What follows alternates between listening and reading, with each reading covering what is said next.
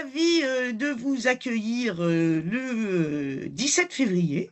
Voilà, cette date a été choisie entre plusieurs événements pour faire que on ne vous prenne pas trop de votre temps, mais qu'on essaye quand même d'établir, ah, pardon, d'établir une relation un peu régulière.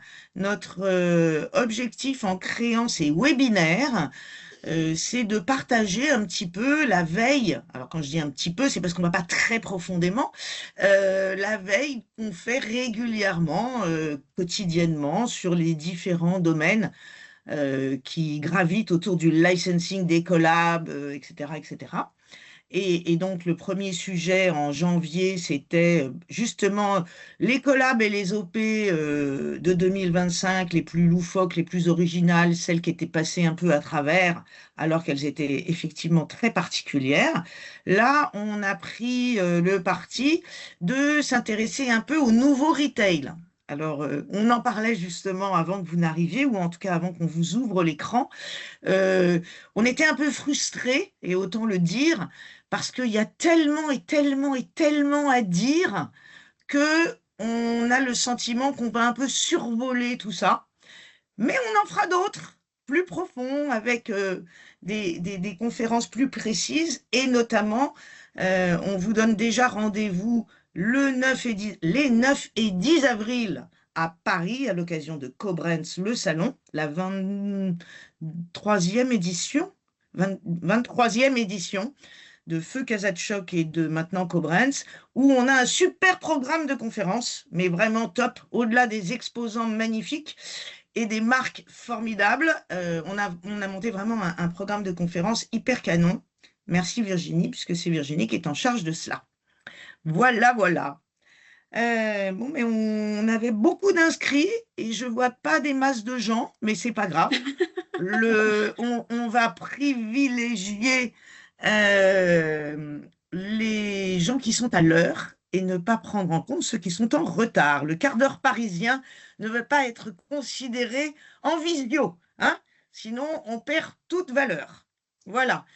Vous rappelez que en marge du salon, on a une agence dans la licence, qui n'est pas un agent de licence qui ne gère pas de droit, mais qui est vraiment une agence de stratégie de marque, de charte graphique, d'opérations promotionnelles, de création d'événements, dans le monde de la licence, mais surtout dans le monde de la marque, et que nous sommes à votre disposition pour vous accompagner en différentes missions avec les 4 compétences du studio Koblenz. Euh, voilà. Donc, on a choisi aujourd'hui le retail, le sujet du retail. Moi, j'aime bien utiliser et remettre au goût du jour ce mot, pas par patriotisme et France absolue, mais le mot du commerce. Parce que dans le commerce, il y a le commerçant, il y a le fait de commercer et il y a le fait de créer un lien. Et quand on vend quelque chose à un client, à partir du moment où notre objectif, c'est qu'il devienne un client, eh ben, on va essayer de le séduire, on va le sensibiliser, on va créer de l'émotion pour le rendre heureux de venir acheter quelque chose chez nous. Et on est dans une bascule actuelle qui est assez particulière. Le e-commerce explose et le commerce reprend ses droits. Donc, on est allé s'intéresser à pourquoi certaines enseignes réussissent vraiment à récupérer du client en physique. Et contrairement à plein d'enseignes qui ne font que du e-commerce et qui ont tué un peu le commerce dans la rue et le commerce, la boutique. Charlotte, si la régie veut bien. Et donc, on s'est intéressé au discount. Il y a quelques années, je dirais entre 15 et 20 ans, ou entre 10 et 15 ans, quand on allait faire ses courses chez Aldi, ben on le disait pas. c'était quelque chose qui était quand même réservé aux gens pauvres, aux gens où on avait du mal à y aller, et donc on allait faire ses courses là où c'était très très très très peu cher. Le hard discount n'était pas choisi, il était subi. Aujourd'hui, le discount, et on a enlevé le mot hard, le discount n'est plus subi, il est choisi. Il est choisi parce que l'entrée du prix reste extrêmement importante pour le client et le consommateur. Mais il y a quelque chose de nouveau et je vais le piquer à Jérémy Ferrari. Jérémy Ferrari dit dans un de ses spectacles, euh, qu'on soit CSP+, qu'on soit moyen ou CSP-, eh ben, c'est pas un problème. Le samedi, on se retrouve tous chez Action pour faire ses courses. Charlotte? Et donc, on commence par Action. Alors, tout le monde connaît Action, tout le monde n'y est pas allé, mais il y a quand même la force de cette enseigne, c'est d'avoir attiré un client qui d'habitude ne serait pas venu. Et comment il l'a attiré? Il l'a attiré par un prix extrêmement peu cher, extrêmement, extrêmement peu cher. Une rotation de produits, de nouveautés qui fait que on revient constamment voir ce qui se passe et le bon plan de la semaine. Alors chez Action, il y a la newsletter le mercredi. Chez Lidl, la newsletter, c'est le jeudi. C'est-à-dire que ce sont des rendez-vous qui ont été donnés par le prospectus ou par une newsletter ou par une appli, qui fait que on redonne envie au client qui n'a absolument pas besoin de venir chez Action, parce que c'est pas de l'alimentaire, on n'a absolument pas besoin de venir chez Action, on revient pour venir voir les nouveautés. Et ces nouveautés, dans l'ensemble, on va se faire plaisir avec, parce que finalement, on n'en a pas besoin, mais les 5 tasses à café qui étaient ébréchées, eh ben tiens, on va les changer et on va aller dans le rayon de la vaisselle qui est effectivement très peu cher. Ce qui est intéressant également chez Action, c'est qu'ils ont pris la place des spécialistes. C'est-à-dire qu'un rayon comme le bricolage, le sport, la gymnastique, à partir du moment où c'est pas professionnel, mais c'est amateur, leur rayon, le D1I, le DNY, leurs rayons, ces rayons-là, ils sont magnifiquement achalandés avec une offre de qualité à petit prix et constante. Donc, quand on fait du point de croix, quand on fait du dessin, de l'aquarelle, ben finalement, il n'y a plus de mercerie, on va dans le rayon Action. Et c'est à l'occasion de cette visite que, en plus, on va faire d'autres choses. On va acheter d'autres choses, bien évidemment. Et notamment tous les produits secs de la maison qui sont à des prix défiant toute concurrence. La licence dans ces enseignes. Action est une licence, pas du tout. Action est une enseigne qui a su intégrer la licence de façon très qualitative. Déjà, il n'y a pas de DTR chez Action, pas de direct to retail. Action ne parle pas aux ayants droit, même s'il leur parle un peu, mais c'est pas avec eux qui montent le projet, c'est avec le licencié qui fabrique. Sanrio a été un des premiers à accepter de rentrer sur du mobilier pour enfants de qualité très correcte et en tout cas très bonne pour Action, en passant par un licencié. J'ai pas réussi à avoir les volumes, mais il paraît que c'est indécent hein, quand même. Sur le nord de l'Europe, le mobilier enfant qui sort de chez Action. Donc la licence est présente, elle est présente proprement, qualitativement et pas à tout va. Étonnamment, par exemple, dans le jouet, ce sont souvent des produits sans licence qui sont présentés chez Action, alors que dans d'autres segments, donc là, comme le mobilier, ils se sont emparés des licences et ça fonctionne très bien et ils concurrencent les autres avec ça.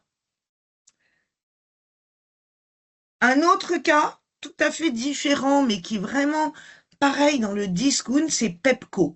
Pepco, c'est le Primark de l'Europe centrale et de l'Europe de l'Est. C'est une enseigne qui est polonaise, qui n'a pas moins de 4350 magasins, c'est-à-dire que ça compte un peu quand même. C'est pas tout petit.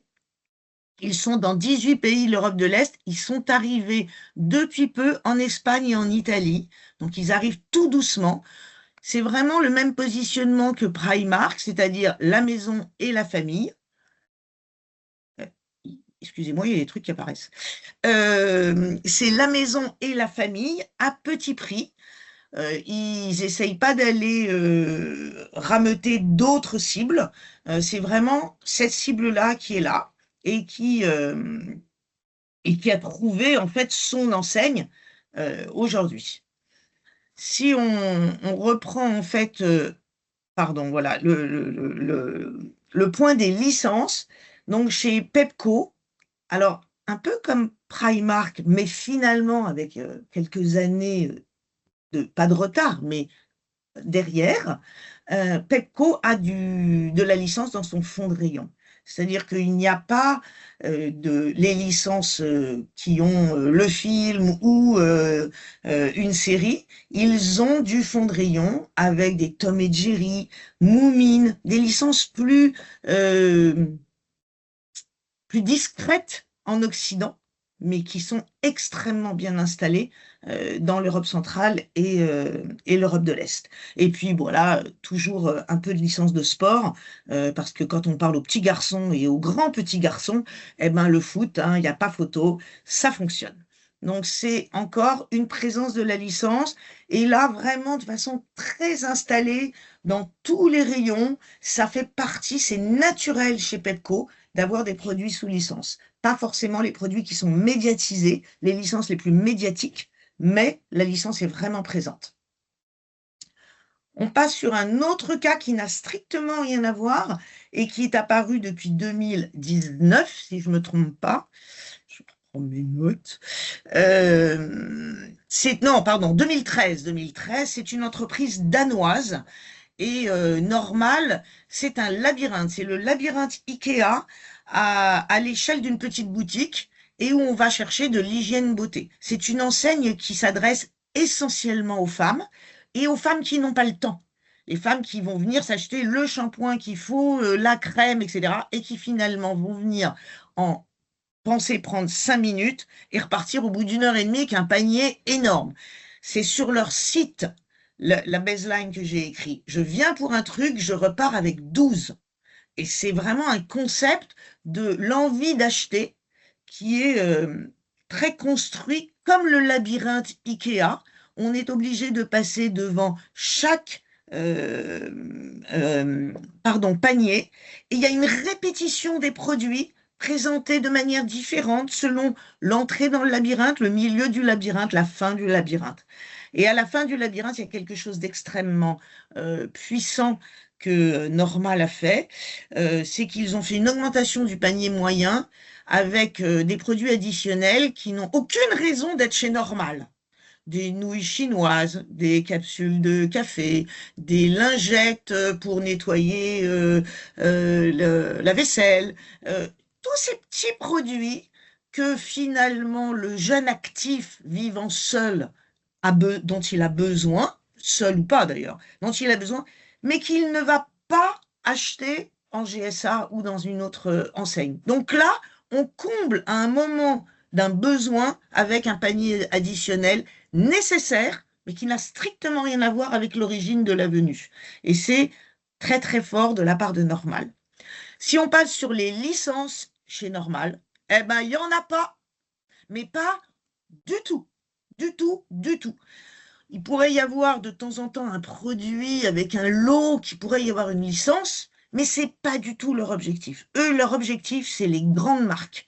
C'est essentiellement des marques extrêmement reconnues. On est dans le monde de l'hygiène beauté, on est donc dans le danger allergène, dans tout ça. Ils se posent pas de questions. Il n'y a pas d'import. C'est du L'Oréal, du Schwarzkopf, etc. Plus d'autres marques qui sont plus ou moins à eux, ou en tout cas qui sont des produits estampillés normaux. Et ça se développe de plus en plus. Il y en a dans les centres commerciaux, essentiellement dans les centres-villes, et ils ont envahi les centres-villes des petites villes.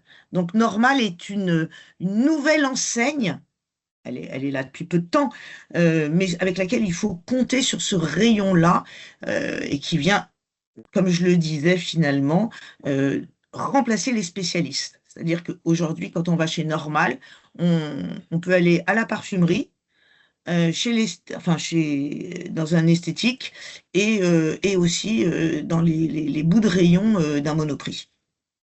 Donc, normal, une enseigne avec laquelle il va falloir compter également, et c'est présenté comme du discount également.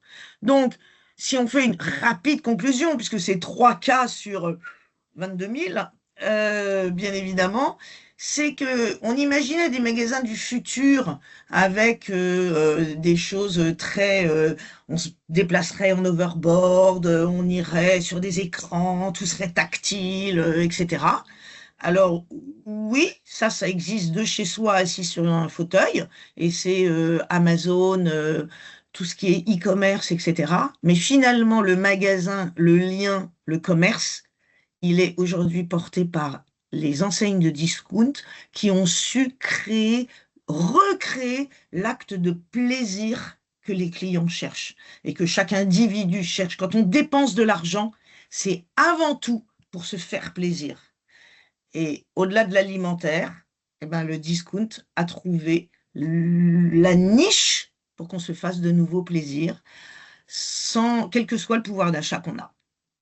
Voilà, donc les licences sont au cœur de cette offre, à l'exception de Normal, mais quand on voit Primark, quand on voit tous les autres, la licence est devenue vraiment très très fort, et parce que depuis X années, aujourd'hui, ces marques à forte notoriété sont communes à tous les publics, et quels que soient les endroits, en fait. Voilà, donc la licence reste notre sujet, notre focus, et c'est pas sans raison, on les retrouve partout.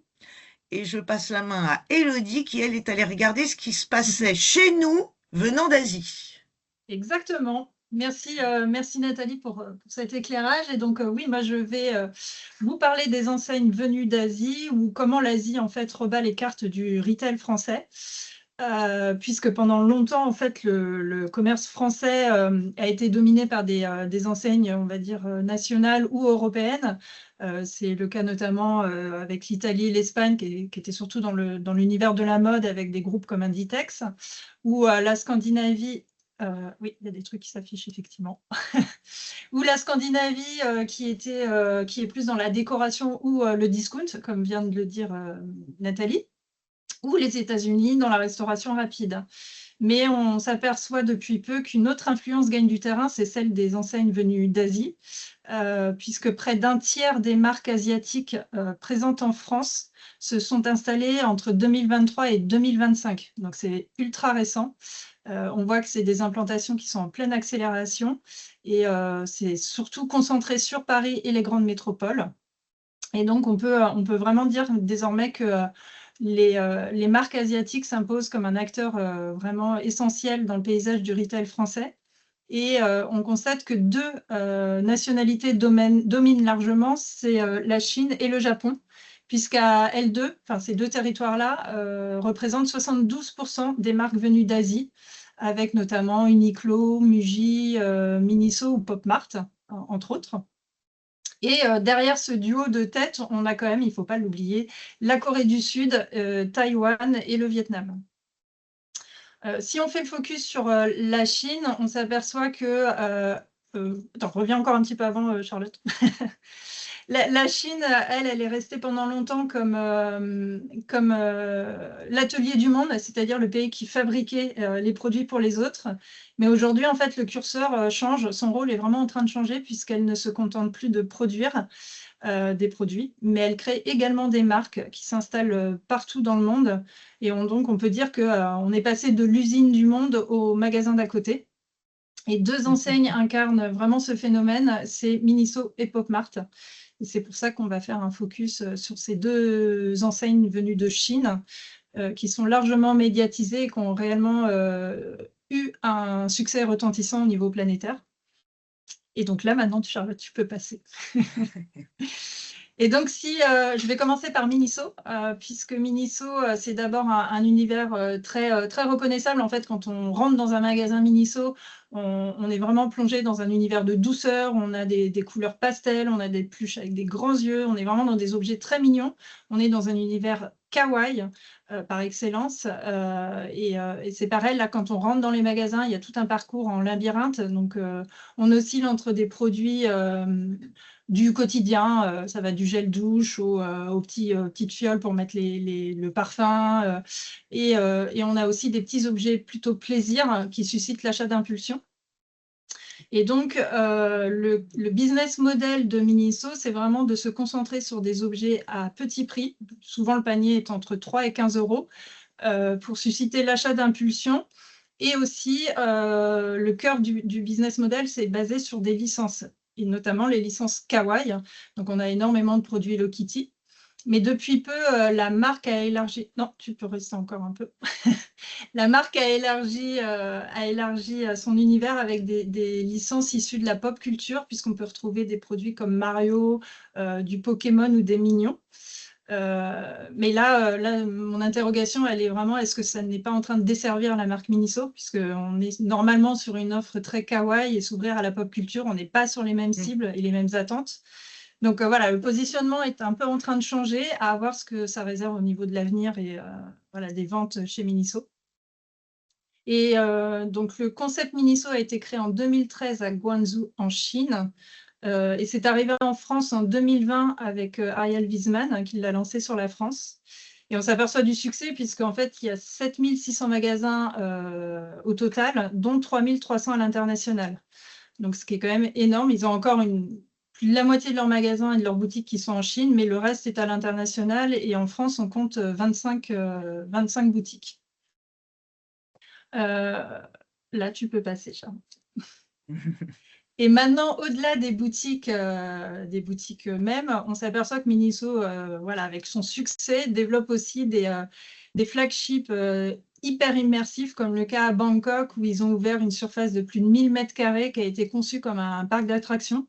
Donc, on est vraiment sur une énorme surface de vente. Il y a plus de 8300 références, 80 licences emblématiques. Donc là, on est vraiment sur un concept totalement novateur. Et là encore, on s'aperçoit que souvent, il y a une guerre entre la Chine et le Japon au niveau des propriétés et des marques. Et on s'aperçoit que Miniso a lancé énormément de licences japonaises et collabore énormément avec des licences japonaises, alors que c'est une enseigne issue de Chine. Et c'est le cas notamment avec le Miniso Paris, où on a vraiment toute une collection exclusive de produits Sanrio, ou celui de New York qui a tout récemment créé un week-end spécial à l'honneur de Tamagotchi. Voilà, là tu peux passer aussi, Charles. Merci. Donc la deuxième cas d'école, d'illustration, c'est le concept Pop Mart. Donc là, on est sur un tout autre univers puisque Pop Mart est une société de jouets chinoise qui a été fondée en 2010. Donc là encore, on est vraiment sur des enseignes très récentes et qui a connu un succès fulgurant, notamment avec le phénomène Labubu, qui n'est pas passé à côté du phénomène Labubu. Et donc ici, le concept de Pop Mart, c'est pas seulement de vendre des figurines, mais c'est aussi de vendre une expérience de collection. Puisqu'ici, le concept, c'est de vendre des figurines en blind box, donc on ne sait pas ce qu'on va obtenir. Et c'est justement ce qui crée le désir et la rareté. Et à l'origine, on était sur une simple boutique à Pékin et maintenant, Pop Mart compte 450 boutiques dans 30 pays différents et on en a 5 en France. Je me demande s'il n'y en a pas une 6e qui est en cours d'ouverture d'ailleurs. Oui. Et ce qui est aussi intéressant, c'est qu'ils disposent de 2300 robots shop. Donc, c'est les fameux, là vous l'avez sur l'image en jaune, c'est des distributeurs automatiques de figurines. Et celui qui est à l'image, c'est celui de Bercy Village. Donc, on est vraiment sur une distribution, voilà, comme un distributeur de friandises. Bah, là, vous allez obtenir votre figurine. Et donc, le concept de Pop Mart, tu peux passer à la suivante. Le concept de Pop Mart, il est basé sur, il joue à fond la carte de la gamification et de la rareté, puisque ils ont développé donc ces fameuses figurines qui allient l'art, la pop culture, les licences, et de s'orienter vers une cible de collectionneurs, effectivement, puisqu'on est sur un phénomène de produits collectibles, mais aussi de séduire la Gen Z, qui est donc une cible qui est passionnée de manga et de pop culture.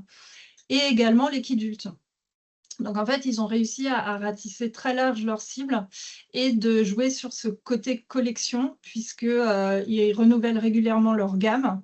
Ils proposent aussi des modèles uniques ou des exemplaires rares et des versions collector. Et donc, d'ailleurs, je fais un aparté sur la partie collection. On a une conférence sur ce concept de collection à Koblenz. Donc, n'hésitez pas à vous y inscrire. C'est le jeudi, je crois, après-midi, Virginie, je crois, hein, c'est ça, hein, Oui, tout à fait. la conférence sur les C'est collections. Et donc, ce phénomène de collection, c'est pas non plus nouveau. C'est-à-dire que si on fait un parallèle avec il y a quelques générations, on avait ce phénomène avec Goldorak dans les années 80, au début d'Hello Kitty, on a eu Puka en tant que propriété également, ou le Kiki. Et donc, en fait, les marques, ça, c'est pas quelque chose de nouveau. Par contre, ce qui est nouveau, c'est les enseignes, en fait. Les enseignes qui proposent ces produits. Donc, ça, c'est assez intéressant à souligner. Et si tu veux passer aux slides suivantes, voilà. Ce qui est intéressant aussi avec PopMart, c'est que c'est eux qui ont lancé donc, le phénomène Labubu. Labubu, c'est un personnage issu d'une série The Monster, qui a surperformé, puisqu'en fait, ça représente 23% du chiffre d'affaires total de PopMart. Et donc, c'est une IP en propre que PopMart dispose. Et donc, ce qui est intéressant, c'est que au-delà en fait de ce phénomène de la bubu, ils ont aussi développé toute une série de produits à licence, puisqu'ils comptent aussi des produits Disney, des produits Tom et Jerry, Harry Potter, le Petit Prince également, ils ont développé beaucoup de figurines Le Petit Prince. C'est qu'en fait, ils assoient leur stratégie d'IP en propre, mais ils la complémentent avec des produits à licence. Donc, ils se positionnent maintenant vraiment comme un faiseur dans le jouet, un peu comme à la Mattel, qui ont leur propre IP, mais qui développent également des produits en licence pour avoir une stratégie d'expansion, puisqu'au final, on s'est aperçu là en début 2025 qu'il y avait un certain déclin du phénomène Labubu, du fait d'une saturation du marché, d'une fatigue des consommateurs. Et pour répondre à ça, eh bien, PopMart se positionne maintenant comme un faiseur dans la figurine, mais au-delà de leur propre IP, mais également des licences qu'ils acquièrent. Donc, ils ne veulent plus uniquement générer des pics de vente, mais de stabiliser une certaine demande dans le temps.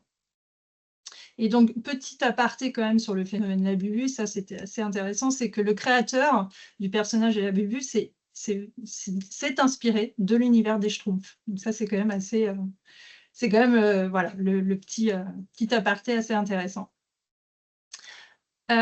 Et donc, pour conclure, pardon Charlotte, c'est que maintenant, on s'aperçoit bien que ça soit Miniso ou PopMart, on voit clairement que la Chine est vraiment en train de devenir un exportateur, non plus uniquement de produits, mais de marques.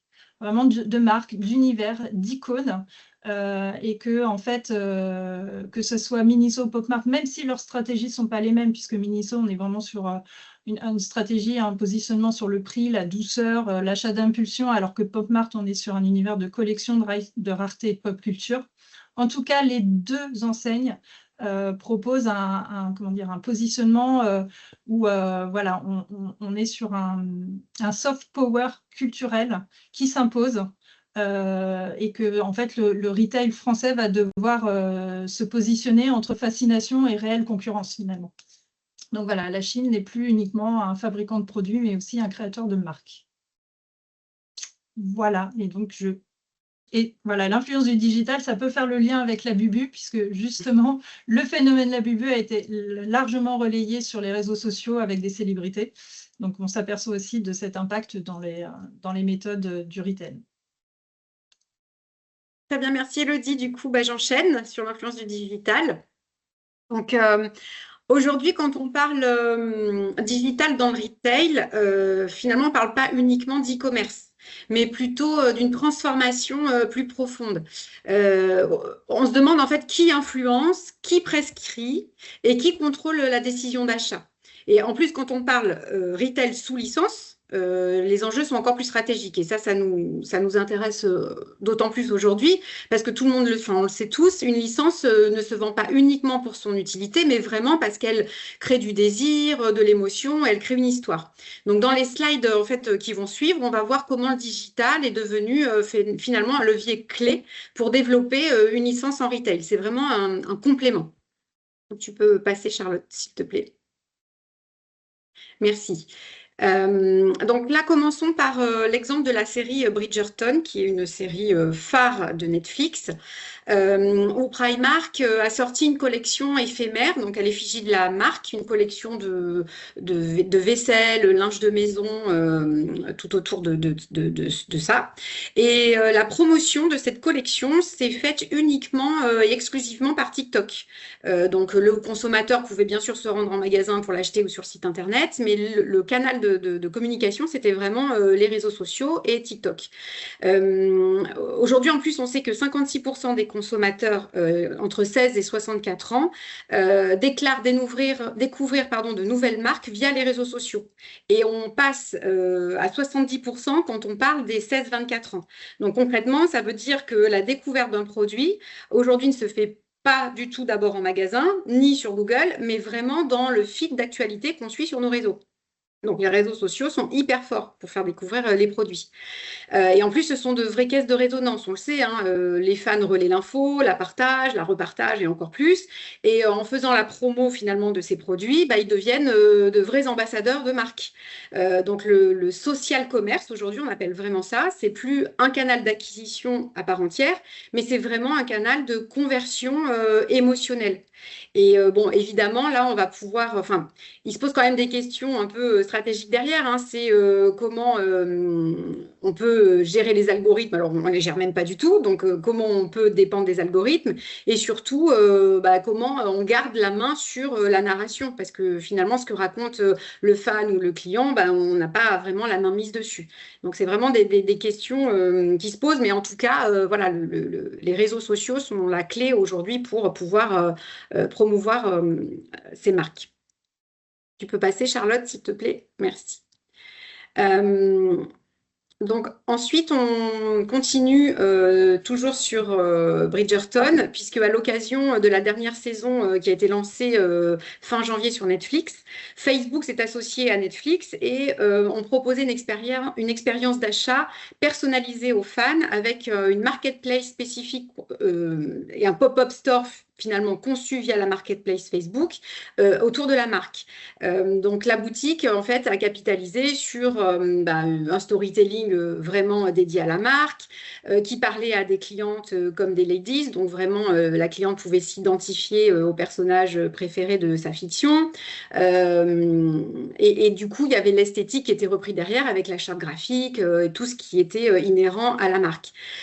Donc ça a l'avantage finalement de créer un sentiment d'exclusivité pour le client qui vient chercher les produits dans cette boutique, d'installer pour Netflix et pour la marque et en tout cas la boutique une logique de temps limité et une accélération dans la décision d'achat où effectivement on a peur de manquer, donc on veut tout de suite acheter le produit. Donc, on est dans une expérience événementielle vraiment digitale. Et d'après une étude Accenture Meta, 75% des consommateurs ont acheté un produit après l'avoir vu sur les réseaux sociaux.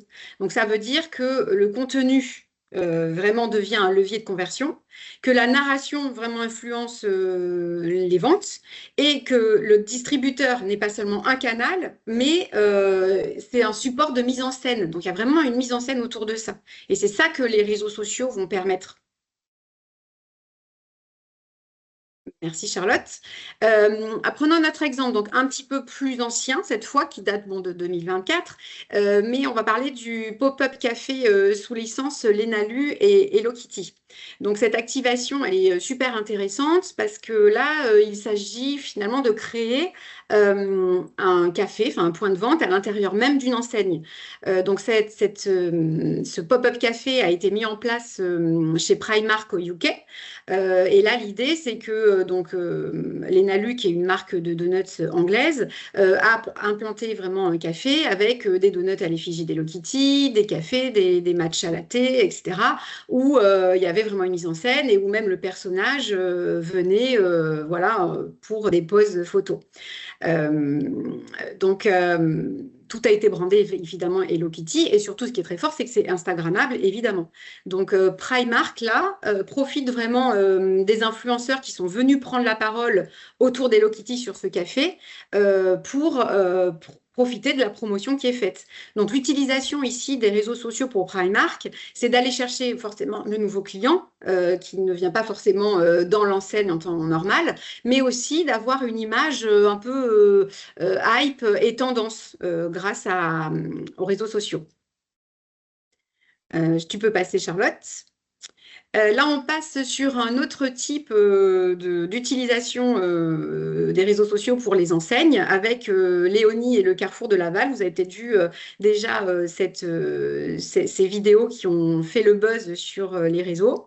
À la base, en fait, c'est pas une campagne nationale de Carrefour, mais c'est juste un magasin, donc Carrefour à Laval, qui lance son compte TikTok en propre pour montrer la vie des coulisses du magasin.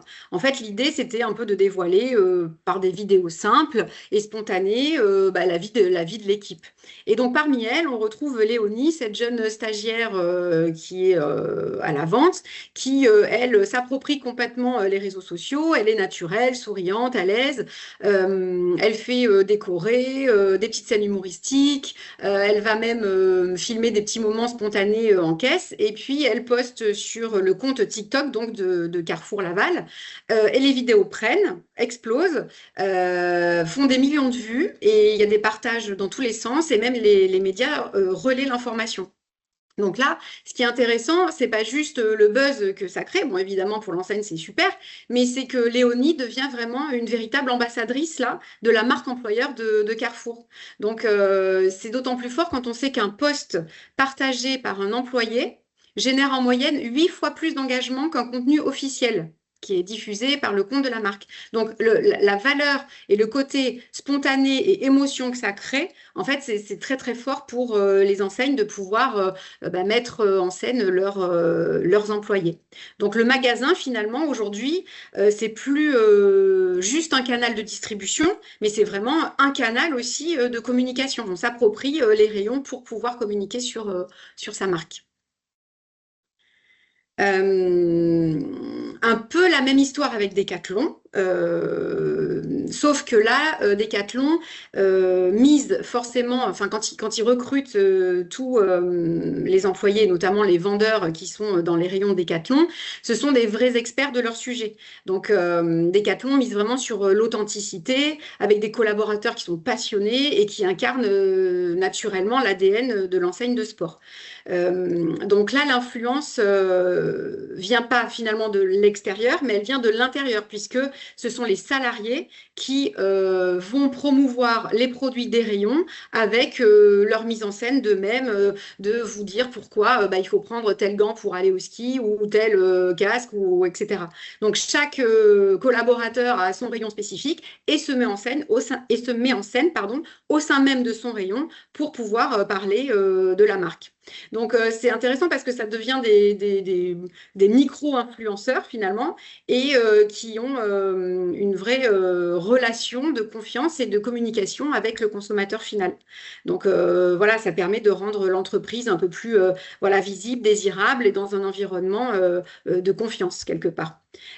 Donc là, après, effectivement, se pose des questions auxquelles je n'ai pas la réponse là tout de suite, mais effectivement, qu'est-ce qui se passe si un salarié dérape, si l'ambassadeur de la marque quitte l'entreprise? Donc ça, c'est des vrais sujets. Donc ça demande en tout cas de poser en tout cas un cadre clair au sein de l'enseigne, une cohérence aussi éditoriale et puis gérer aussi ces risques en interne, en amont, en tout cas le prévoir.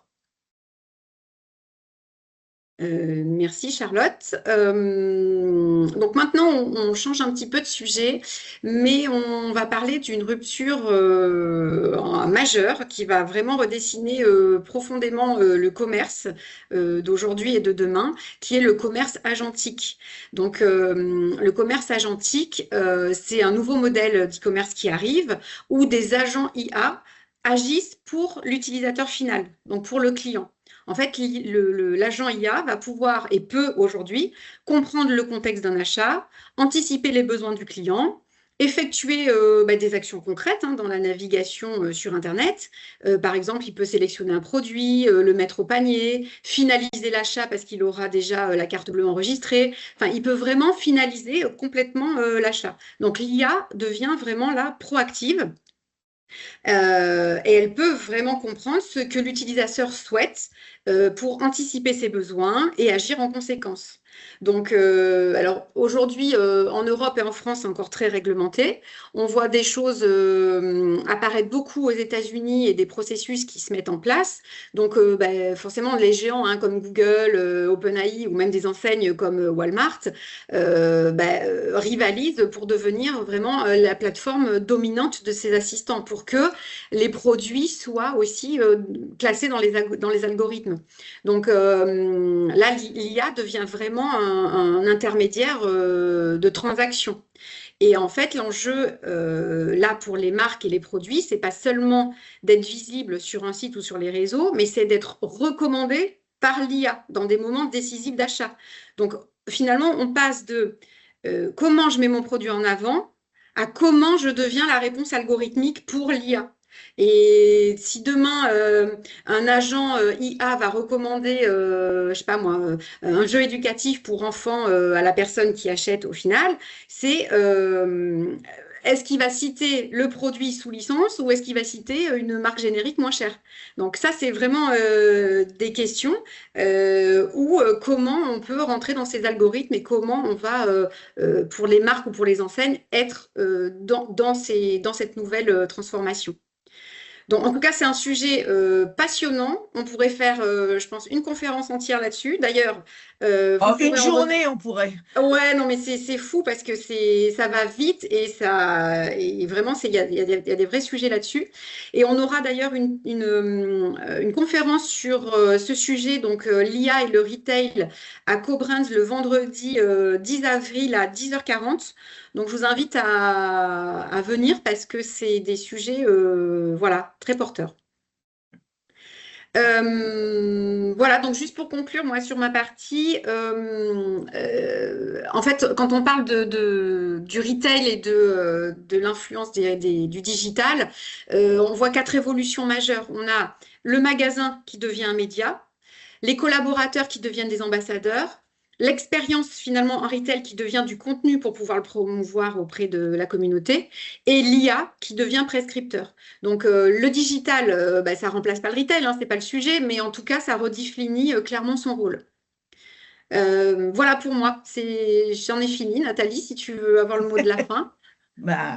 On va peut-être déjà vous remercier, mesdames, Oui. de tout ce travail.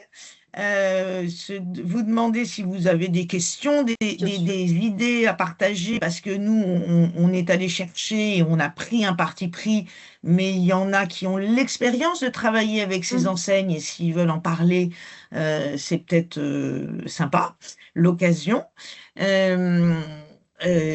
Sinon, effectivement, le retail, c'est un sujet, le retail, le commerce, c'est un sujet qui ne s'arrêtera jamais et c'est assez passionnant et intéressant, ce qu'on disait, de voir les modifications, l'évolution.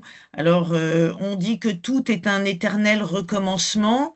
On est dans un recommencement parce que quand moi j'étais petite, il n'y avait pas d'hypermarché, il n'y avait que des petites boutiques, mais il n'y avait pas Internet non plus. Donc aujourd'hui, on est dans un recommencement et un repositionnement du retail, du commerce, avec une dimension différente qui est le e-commerce, et puis cette nouvelle dimension qui est l'IA, qui va venir aussi modifier l'organisation, sachant que l'IA, et alors là je vais parler vraiment personnellement, je pense que c'est un allié extraordinaire pour lui faire tout le taf qu'on n'a pas envie et pouvoir faire que ce qu'on a envie.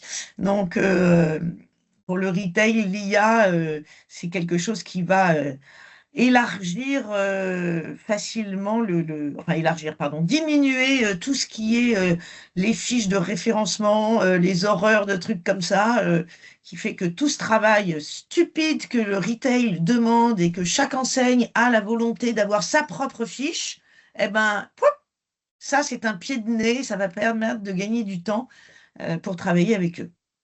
Voilà, c'est le petit, sinon le mot de la fin, c'est que 17 mars 2026, donc dans un mois exactement, on refait l'exercice sur un sujet différent qui sont les consommateurs, la consommation, comment aujourd'hui, sur le public qui nous intéresse, c'est-à-dire le public famille, mais aussi les kidultes, etc., comment ils achètent, comment ils vivent, qu'est-ce qu'ils repèrent.